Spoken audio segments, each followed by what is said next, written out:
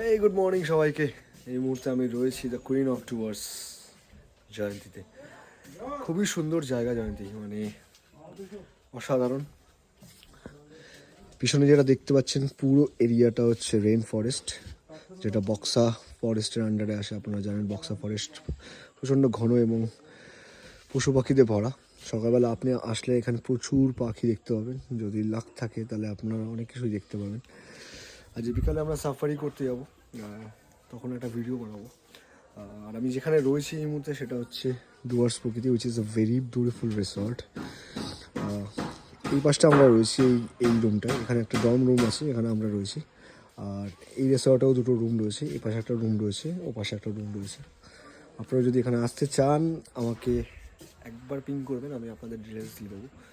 খুবই ভালো, আমার বন্ধুরই রিসর্ট এটা। তো যদি আসতে চান নিশ্চয়ই জানাবেন। আর এই পাশটা যদি দূরে আপনাদের দেখাই, এই পাশটা দূরে পাহাড় দেখা যাচ্ছে, খুবই সুন্দর। আর এই রাস্তা থেকে বেরিয়ে যদি আপনি ওপাশে 20 পা হেঁটে যান তাহলে আপনি পাবেন জয়ন্তী নদী, যেখানে বসে আপনি আরামসে নিজের দিন কাটাতে পারবেন। সামনে আপনি ভুটানের সব পাহাড় দেখতে পাবেন এবং সেই নদীতে স্নানও করতে পারবেন। জয়ন্তী নদী খুবই সুন্দর জায়গা, চাইবো আপনারা আসুন এখানে এবং ঘুরুন। এত সুন্দর, শীতকালে আসলে তো খুবই সুন্দর লাগবে আপনার, কারণ ওয়েদারও খুব মনোরম আর সাপ কোপেরও ভয় নেই।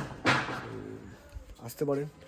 এত সুন্দর একটা জঙ্গলের মাঝখানে আপনারা যদি সময় কাটাতে চান তাহলে নিশ্চয়ই আসুন। খুবই দারুণ জায়গা, খুবই দারুণ।